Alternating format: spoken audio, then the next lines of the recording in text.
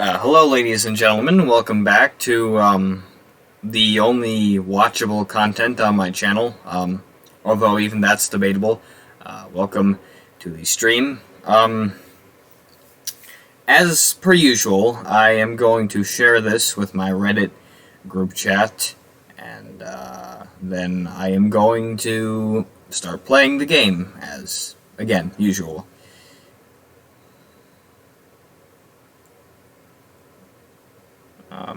Hold on a second, I just shared the same frickin' thing I've done every other time. I need to put in a different... No, frick, come on. I need a different link. Where is it?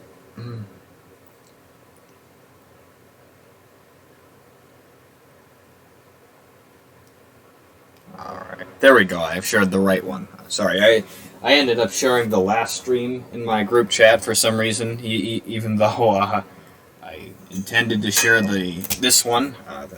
That's very odd of me, but it does not matter because it is in the past, folks. Stuff that's in the past does not matter. Yeah. Anyways, time to get into the game. The game. Please tell me it doesn't have to load. Alright, good lord. Thank you, game. I mean not load, download an update. Because this is, it used to update, like constantly. It's just freaking annoying. Just like, as constant as people who do talk a lot, talk about people who don't talk a lot all the time. It's like they seem so infatuated with the fact that some people keep their mouths shut about stuff no one cares to know about. Definitely not speaking from experience.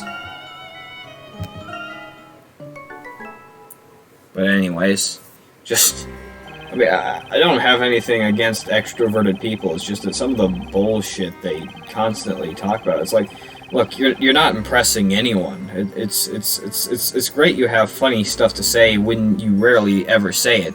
But you don't have to talk all the time. It's very rare that people actually need to hear that. And that's why quiet people never say stuff, is because no one cares. They just want to move on with their day, so shut up about it.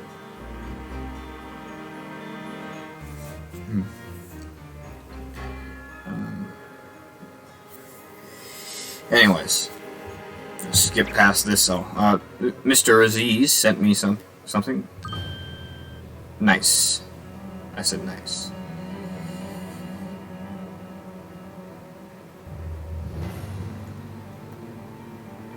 Anyways. Time to play the game. Exclamation point. Okay.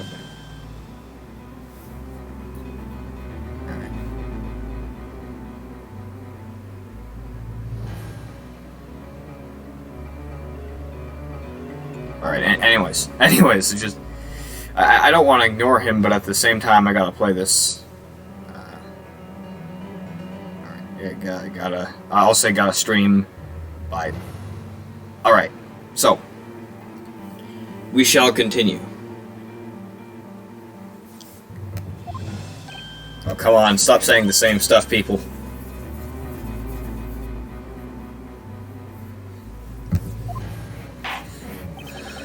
I was about to get ready to leave, but it seems there is need for further questioning. Testify once more, witnesses. Tell us of the golden statue and the Talia Magica.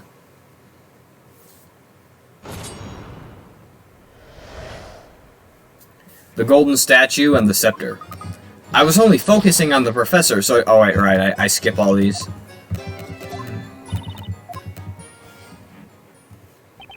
Whoa, wait a minute. What you all just said now is totally different from your previous testimonies. Sir Blue Knight, you are starting to notice it now, aren't you? That is the way of magic. Such is the effect that black art tends to have upon those who witness it. The witnesses are not lying, but simply having trouble remembering the truth. What a convenient excuse. Confronted with magic, their brain turns to mush, huh?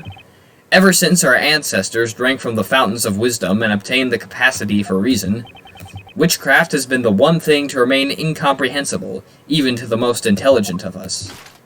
Not many are in this room. Nevertheless, the onus is on us to stand up against magic and pass judgment on these witches. And so, here we are, doing battle with the weapon of the wise, words. With words, we shall pass judgment upon this supposed witch. Well, at least he says supposed, and he's not completely ready to jump on the idea that Maya is a witch, so he has some standards. Not many, but some. Defender, you may now begin your interrogation and help us arrive at the truth. Cross-examination. I was only focusing on the professor, so I didn't remember much else. Don't remember much else. Luke, you said before that you heard the scepter fall to the floor, and that was after the professor fell over. I thought so. I mean, I believed so before, but now, the more I think about it, the less certain I am I actually heard it. How could I have been paying attention to anything else when the professor was... when he was... My memories of everything else are too fuzzy. I guess Luke was too shocked to take in his surroundings and notice anything else. I doubt I'll get any more information out of him for now. I'm sorry, Luke. I understand how hard this is for you now. Let's move on to the next witness. I dunno. I got there last. Besides, that thing was glinting and glittering away, so I couldn't see much else. And that thing would be... the arm of the shiny gent next to you, Bluey. Poor Professor Layton. More valued now than ever before. Oh, why am I looking in that? Go back. And you didn't notice the scepter on the floor? You know, I wasn't even looking at the floor. My eyes were kind of glued to me new source of income. If anything, I may have looked up at the ceiling since there's where it was pointing. Good lord. Finders keepers, eh? Into me pocket it went. Someone arrest this guy, please. Bewitched by... shut up. Bewitched by love, or beloved by a witch, the poor cove knows not which is which. Hold it! Would you mind translating your song into plain speech? I shall simplify it once more just for you, esteemed knight of the court. First of all, let's talk about love. It's a pretty neat slant rhyme for cub. A cub is slang for a chap, you see. Then we have the word witch, and it's homophone for witch. Right. Next, we have the delightful consonants of beloved and bewitched. It is, ultimately, a song about confusion. I'm confused. To be honest, there's nothing more to it. It is merely an artistic expression of my feelings. Get out of this court. So, it's got nothing to do with this case, does it? I am a well of melodious words and poetic music. That is my only claim. Ah! Oh dearie, dearie me. What? Who's talking? Oh, what could my peerless partner, Cracker, be thinking about now, I wonder? Perhaps I should sing a song about it. Who? Oh, it's him. Is anyone else? Nope, just him. Hang on! Luke, would you like to say something? Oh, sorry, guess I spaced out a bit. What is it, Mr. Wright?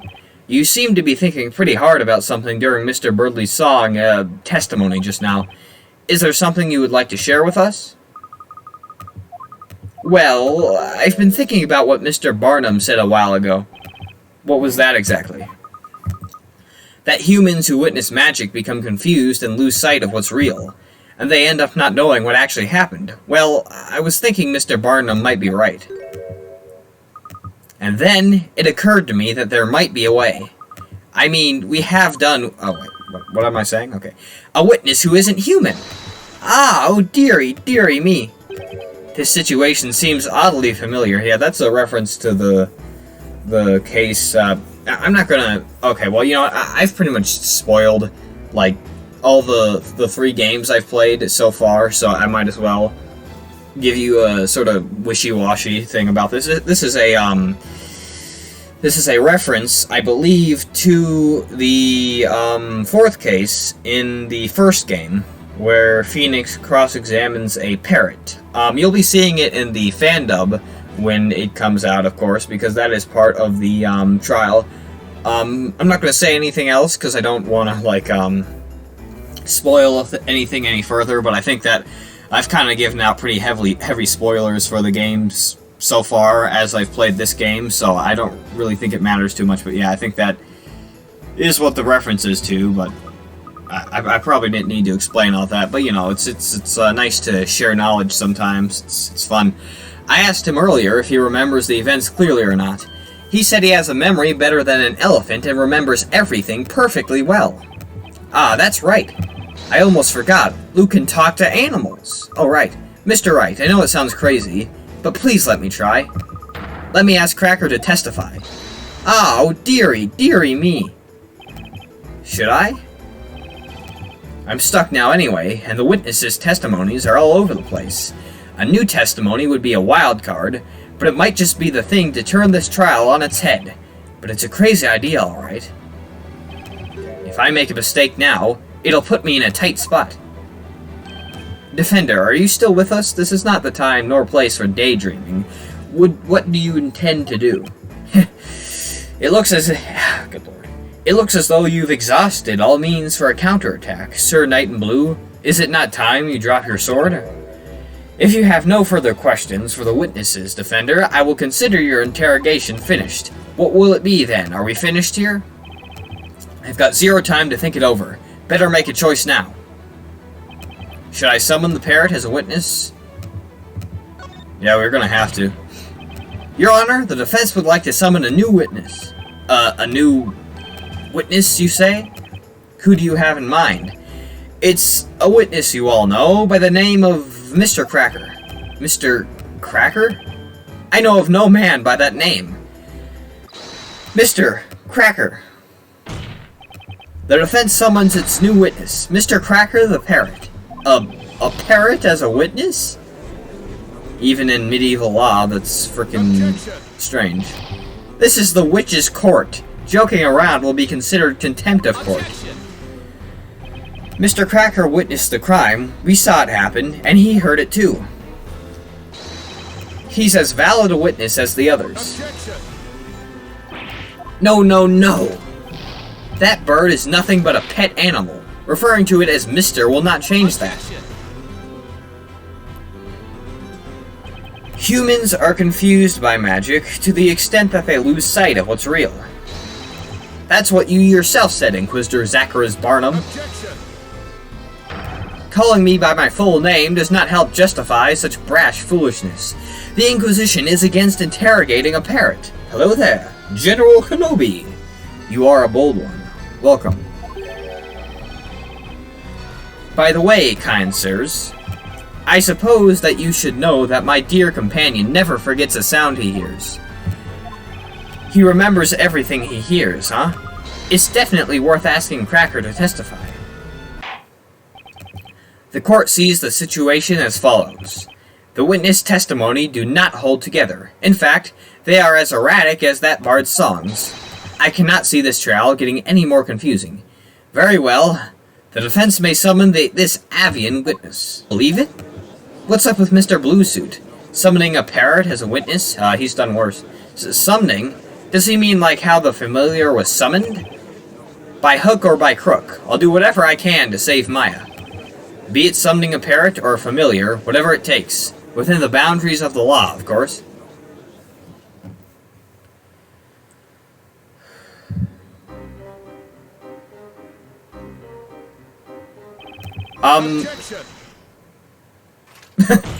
That was...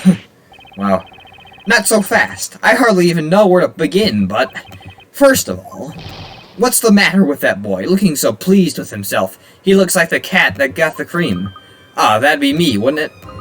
Don't mind me, just think of me as a perch for Cracker, that's all.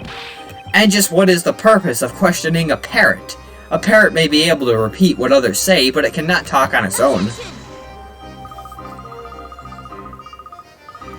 It's precisely because Cracker doesn't talk in his own words that he's certain to tell the truth. What?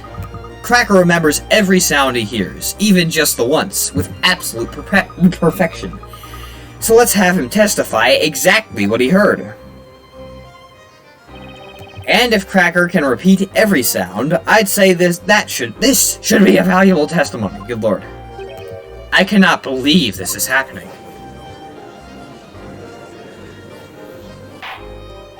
A witness that cannot talk will not lie either. This idea is much to my liking. Well then, may our new witness, Cracker, testify to the court. We wish to know exactly what you heard from the beginning of the incident. Witness testimony. Again, I'm going to skip past everything. Objection! What's this now? Why, those are the sounds of the incident. Exactly as Cracker heard them. Ludicrous! Evidently, this is nothing but a farce after all. What do you mean, Inquisitor Barnum? I must admit, I find the parrot's testimony quite impressive. Even if that bird can accurately recall the sounds, it is clearly useless when it comes to the order of events. You mean there's a problem with the order? First, the witch used magic to turn the victim into gold. Then, the witnesses arrived. It is reasonable to assume they cried out in terror when they did so. And yet, this testimony does not accurately convey such an order of events. It starts with a sudden scream, followed by the door abruptly closing, and then a witness crying out. Next, we hear the victim, having turned into gold, falling down. So far, so reasonable. But the real issue is as follows. The parrot seems to think the witch cast her spell after the witnesses entered. Such a suggestion is inconceivable. The reason is simple. At that time, the witness had already been turned into gold. Indeed, it is as you say, Inquisitor Barnum. I made a thing. Can I see the thing? The parrot's capacity for imitation is excellent. I will concede that its testimony does have some entertainment value. However, this animal's testimony cannot be allowed to stand as proof in this honorable court of law. Don't write Cracker off just like that.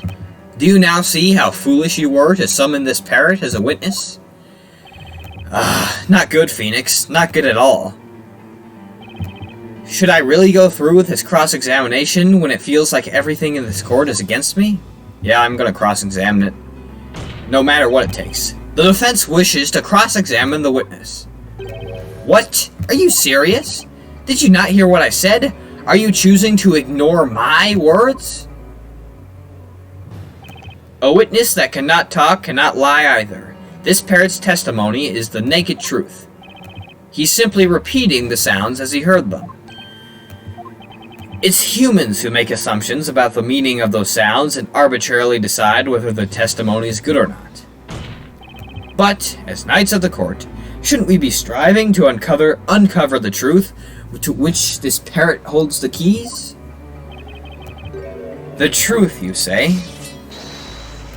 Very well. Show us the truth that this bird perpetually knows. Purportedly, I don't know. Interrogate that parrot. Meanwhile, I shall enjoy the show. Will you? Will you do it, Mr. Wright? Do you think it's hopeless?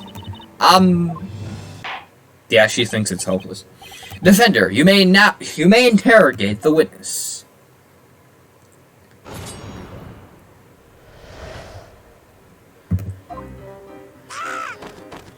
Hold it! That's Maya screaming. Oh yeah, I may have let out a teeny scream. a teeny scream? Alright, okay. I was so horrified when the professor suddenly turned into gold like that, right before my eyes. So that's when... Objection! The accused seems to yearn for the flame so much that she cannot wait to receive her punishment.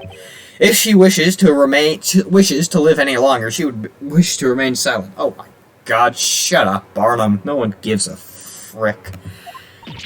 I'm really sorry. I won't talk again, I promise.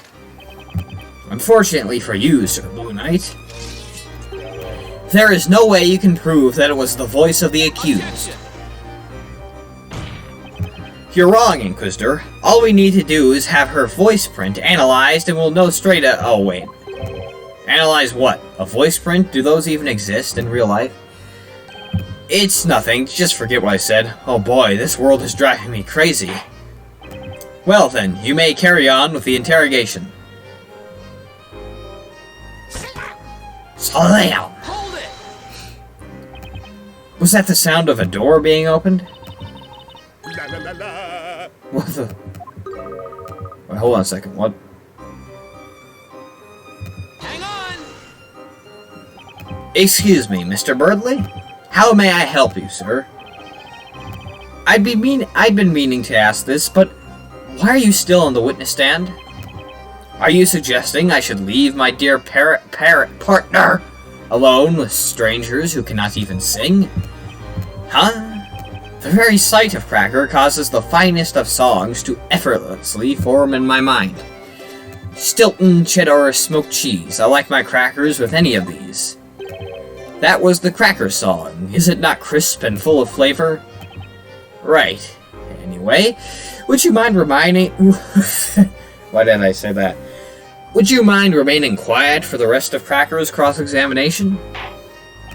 I suddenly got the munchies. Ahem, continue the interrogation.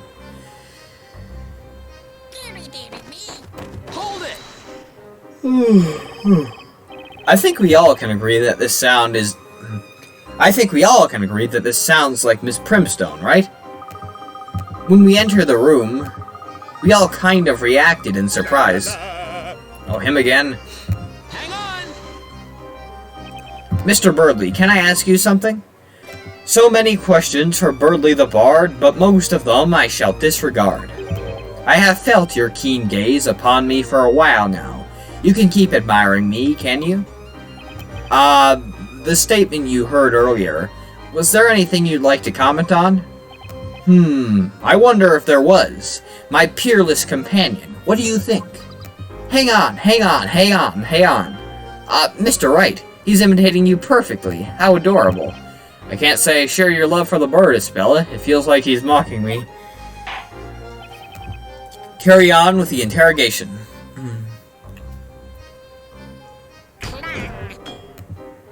Hold it! That must be the sound of the professor falling over, I guess. Professor. Oh, shut up. Hang on! Mr. Birdley, can I ask you something? So many... Alright, I guess it doesn't really matter anymore.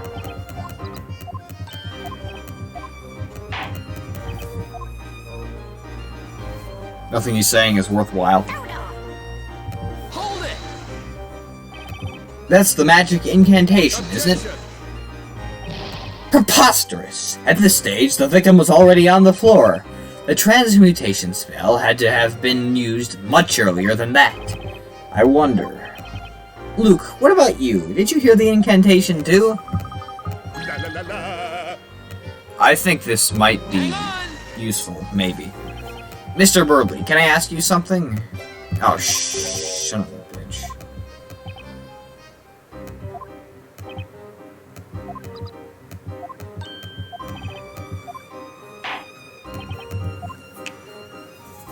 Alright, so I guess I gotta look for a contradiction now. Slam. Brooks, just stop saying random stuff. No one cares. How is it not random? No one gives a fuck. Just shut up. Please, just shut up.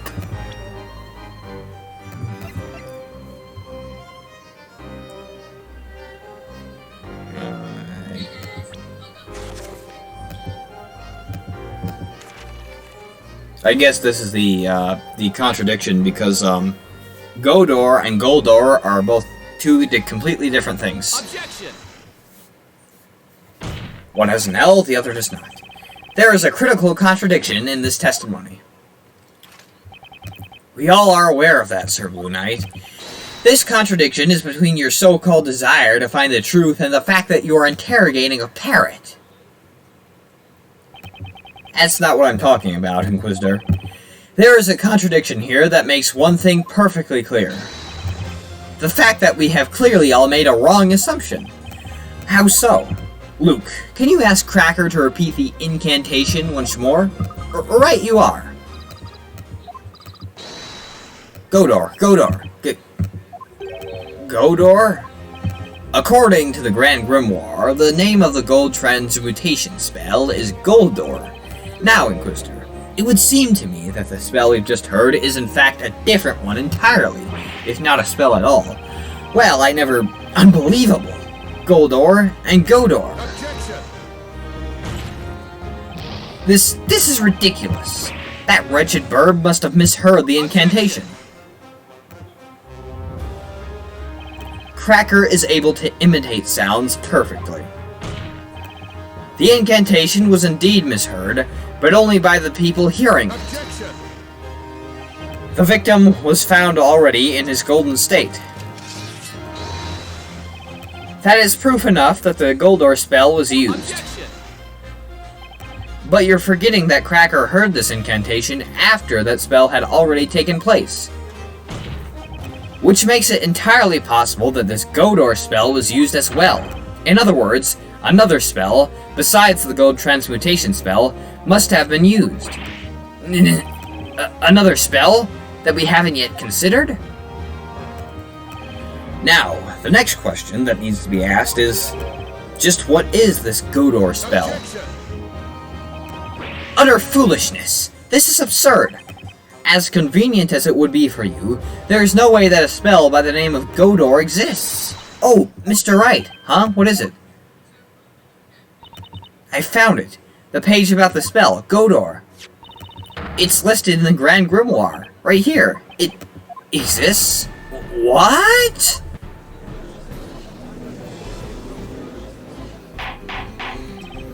Order! Order! I demand order! Just like I thought, Cracker remembered it exactly. But then, what kind of magic is this Godor? Well, my lord, the Grand Grimoire describes it in the following way. Godor creates a portal on two sides of the green-colored walls. The portal will disappear after 5 minutes.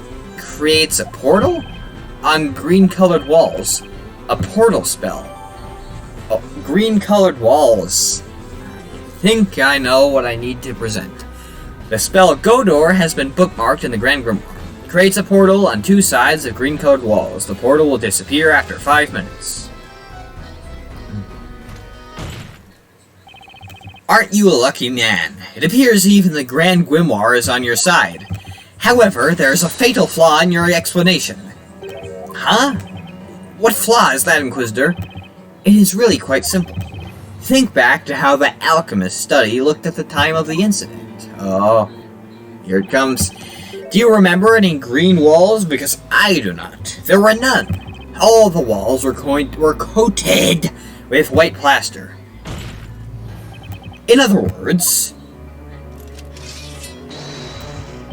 it was impossible to use Godor in that room. I too have visited that alchemist study since the incident. I remember very well that all the walls of that room were a dull shade of white. Your little theory was interesting, Sir Knight in Blue, but it has proven to be nothing more than that. A mere wild guess. As long as you cannot prove that the spell was used, your little theory shall be considered no further. In all honesty, I was very surprised to learn of such a spell's existence. However, as long as it was impossible to have used the spell at the crime scene, your deduction leads us nowhere. So let me ask you now. Yes, Your Honor? Do you, perchance, have any proof that you could show us? Could you prove that it was feasible for the witch to have used Godor in that room? This is no coincidence. That spell must have been used at the crime scene. But do I have the proof that it was even possible to use Godor? Naturally, I have proof. It's been on my mind for a while. That inexplicable mark. It has to be the evidence that ties up all the loose ends. The defense wishes to present evidence. Impossible. The determination in your eyes made me think you would. Now then, we shall allow the defense to present its evidence to the court. Present the proof that the spell Godor was used at the scene of the crime. Take that! The walls in the study are coated with white plaster. Not all of them, though. There is just one spot which is green. Oh, there is? I noticed it when investigating the crime scene. You may recall that there was a small painting behind the desk. And for some reason, the wall behind it was painted green. It was what? I recall seeing that painting too. If we look at this floor plan, I'd say it was around here. Mr. Wright, I'll mark it on the floor plan. Floor plan updated and the court record. Nice. It's been bothering me since I saw it, but now it's clear what it was. At the time of the incident, a portal opened up behind that painting. In other words, that was the wall utilized for the spell Godor. Objection! You're certainly persistent. You just want a portal to be there so much, don't you? The walls behind the painting were green, and that's a fact. Incidentally, I remember that painting well. It was a small landscape piece. About the size of, say, an open Grand Grimoire. Yes, it was about that size indeed. A small, adorable picture. Even if the portal had opened in that small patch of green, no person would be able to pass through it. In fact, they'd just about be able to put their arm through at most. So will you please explain how a witch could possibly have escaped through a portal this small? Why doesn't my message show up? I have no clue. He's right, Mr. Wright. No one could have got through a portal that small. Have you anything to say, or are you so crushed by your realization of by the realization of your mistake that words fail you? The portal was too small for a person. It doesn't require much thinking to figure that out. But that aside, a very obvious question remains. If it wasn't a human, then what could have passed through that portal? You have put an interesting spin on things. Why don't you answer your own question? You talk as if you know everything, so please enlighten us. A small portal was opened in the wall at the crime scene, and I have all the clues as to what that could mean. What went through the portal was the witch, small animal, something else. Hint. So, it couldn't have been the witch. It had to have either been a small animal or something else. Let's take a look at the court record.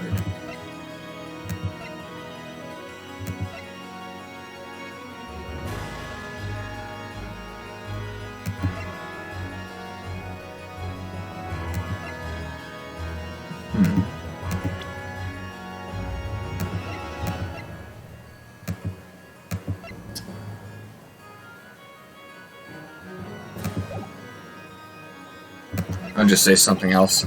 No human could have passed through the portal that small. Even a witch couldn't have pulled that off. So are you finally forsaking your mistaken assumptions? I haven't finished, Inquisitor. The fact remains that something else could have passed through the portal. Oh? And just what would that be, Sir Blue Knight? The portal was created after the professor had been turned into gold. The witch had a good reason behind that. She must have had to move something through that portal. You had captured my curiosity. I'd like to know what passed through the portal. Tell us, what did the witch use that magic portal for?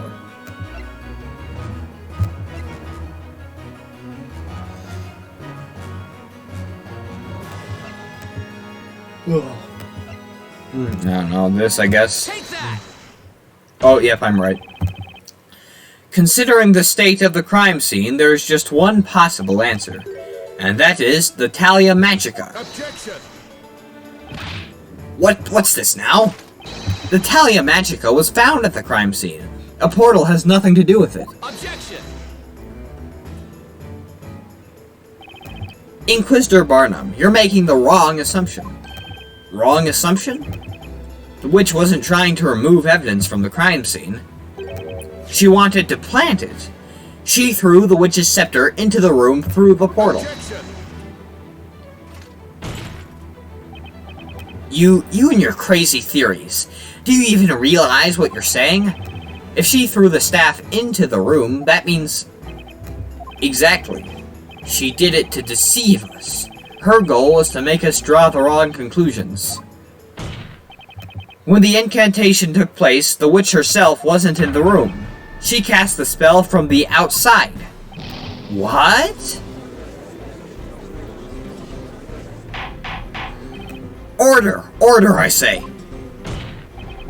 And that's not all. There's even more proof that the staff was thrown into the room from the outside. What proof? That proof is none other than Professor Layton's previously severed right arm. The victim's arm? How does that prove anything? None of the witnesses have testified they saw the witch's scepter. However, a few of them claim to have heard it rattling along the floor. That's right. Please take a look at this floor plan. Now, think about it. Where would you need to drop the scepter from it in order for it to end up here? Good lord. Uh-oh. That's right. The scepter could only have come from the small portal created by the spell Godor.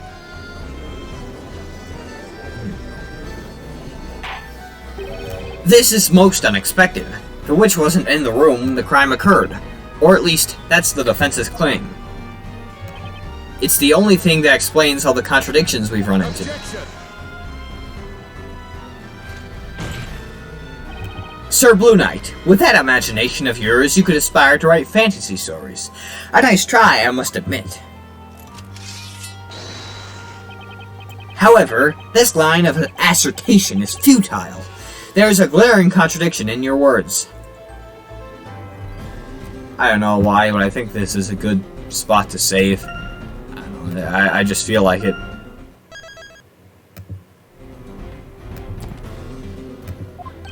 Another contradiction?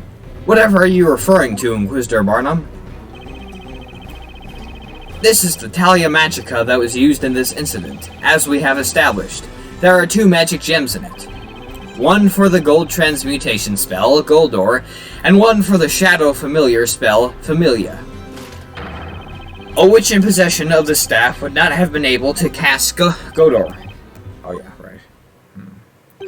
Yes, you're absolutely right.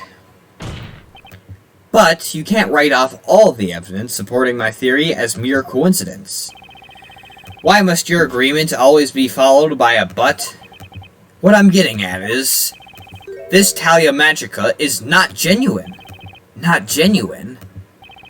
That's right. And naturally, the one responsible for this deception is the real culprit of the crime. Enough of the suspense. It's too much for a man of my age. The defense shall reveal what is meant by this so-called deception. I'm also going to save here.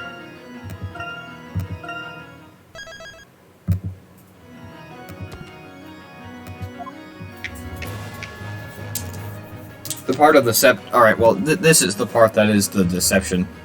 Got it. First, I want to clarify one thing. Can we be certain that the Talia Magica in question is authentic? Without doubt. The metal rod in its center is called the Spina Magica. The witch's marks on its tip is clearly visible and highly detailed. It is impossible to forge, even by the finest craftsman in all Labyrinthia. I can guarantee you its authenticity. That leaves us with only one possibility. The forgery in question is the Familia magic gem. What? A forged magic gem? Objection. That is an insult to our investigators. Objection. Only witches can use the power of these magic gems, can't they? So tell me, how can you know whether a magic gem is the real thing or not? Hold it right there. We know for certain that the spell Godor was used, Goldor. It is undoubtedly not forged. But what about Familia? Did anyone actually see a familiar at the crime scene? That's 3 months ago when an investigation was carried out by Sir Belduke's death. The results yielded the following conclusion. The spell Familia has been used to summon a familiar, which in turn carried out the murder. And the witch used exactly that to her advantage. Another simple incident at the crime scene. Don't you think that would be the perfect opportunity for the witch to frame the defendant for her crimes? The defendant would be blamed for both the professor and Sir Belduke's deaths, and she'd be taken for the real witch. Oh, that was the real culprit's objective.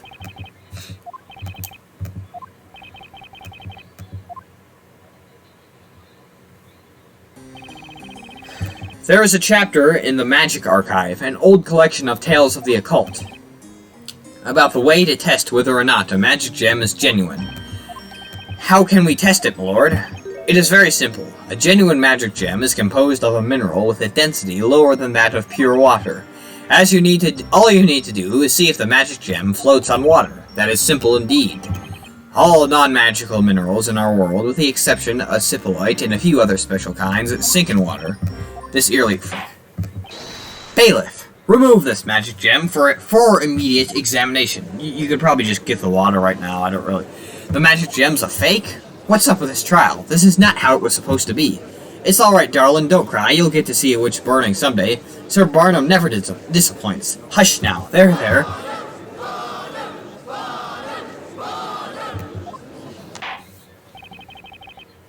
Defender. If your theory is correct, this could be the biggest occult crime in history. But another important...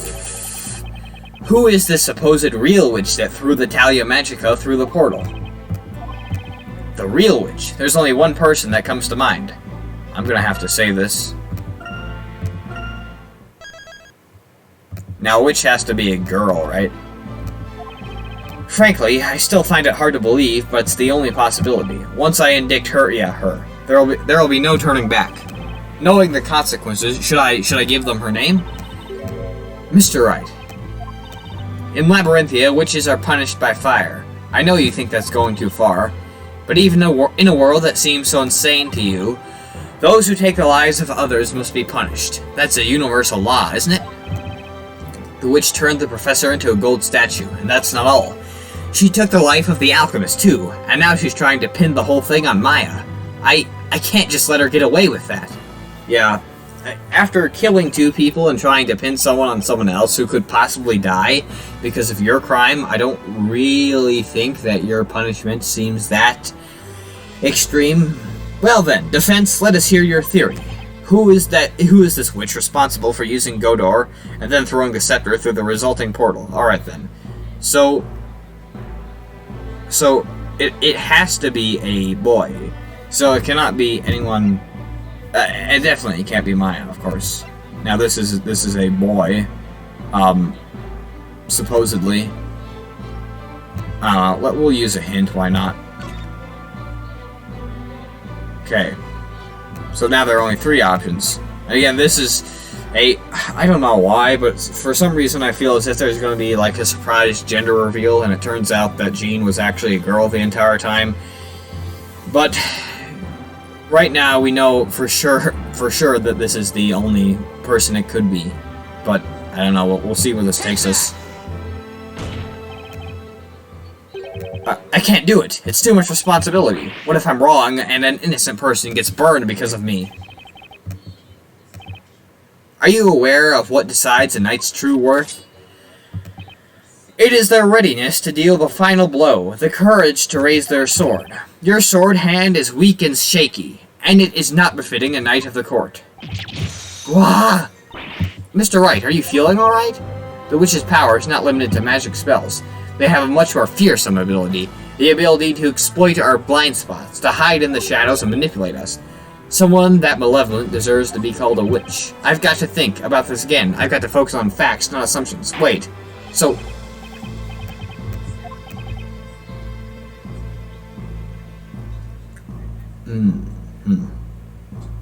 So it'd have to be him or her. I don't frickin' know. It couldn't be Luke though. You're not gonna pin this on Luke. Okay, so it was not Miss Primstone. It had to have been Jean, but I don't know. Again, surprise gender reveal, probably. Take that!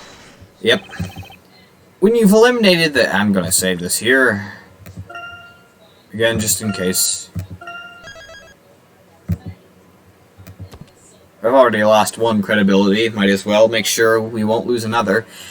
When you've eliminated the impossible, whatever remains, however improbable, must be true. There's only one logical possibility. It has to be that person. The real witch is Jean Grey Earl. Grey Earl? I've heard that name somewhere. Wait, isn't that the butler who serves Sir Belduke? That's correct. Objection! Psh, what about this? What's this about? You seem to love rolling out these obvious suggestions, but you ignore the obvious. Jean Grey Earl is male. Inquisitor Barnum, tell me one thing. Is it only females who can be witches? Are you daft? Of course it's only females. Never in the history of this court has there ever been a male witch. You're so utterly ignorant, you should be ashamed of yourself. Alright, well, I'd like to ask another question. Is Jean Grey Earl really a male? Yeah, this is what I was revealing before. Like, well, trying to say before is like, are they really a male? They look and sound like a female, which is, I mean, yeah, I always thought that was odd. What? What a ludicrous question. The defense is certain that Jean Grey Earl is the witch responsible for using magic on Professor Layton. Objection! Will you stop fooling around? This is a groundless accusation. Objection. Groundless, you say? I'm afraid that's where you're wrong. At the time of the crime, Jean Grey Earl was in the room next to the alchemist's study, and one of the walls in that very room was painted green. It was? What's more, that green wall was the one adjacent to Sir Belduke's study. What? This is madness. This is Sparta. Inquisitor Barnum, quickly have the butler summoned to the court. Have Jean Grey Earl brought here immediately. Certainly, my lord. It shall be done.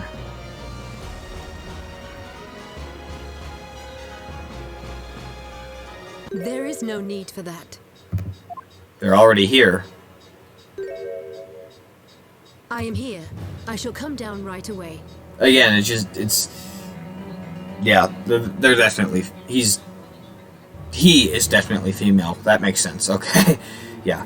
Because, again, I always found that odd. I mean, Grey Earl looks and sounds female, but they count it as male. And I just thought of this as sort of like a, I don't know, a Meliodas thing, to where they look and sound like small and with a really high voice, but they're just really a wimpy male. But no, it's female. They are female. Grey Earl's female. I'm gonna die. Okay. Ah, it's you. Yes, it is you. Well then, Mr. Wright, shall we begin? Jean Grey Earl. It would seem this trial has turned in a new direction.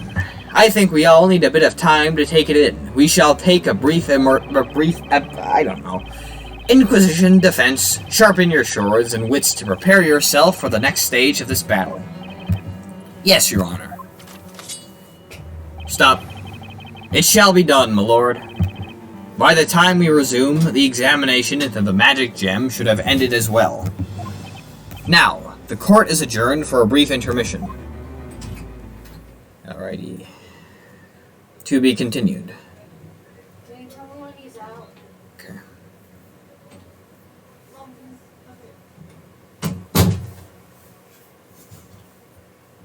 Okay, so I think, I think because, that's the end of this, part of the chapter, I'm going to call it a, day. I played earlier than I usually did, so we're ending earlier than we usually do, but at the same time, I did at least get over an hour, I think. So, yeah. I'll see you guys in the next video, or you guy, or person. I don't know who's watching. Anyways, I'll see you in the next video, and Excelsior! Or that was not needed. That was really, really not needed. Anyway, bye.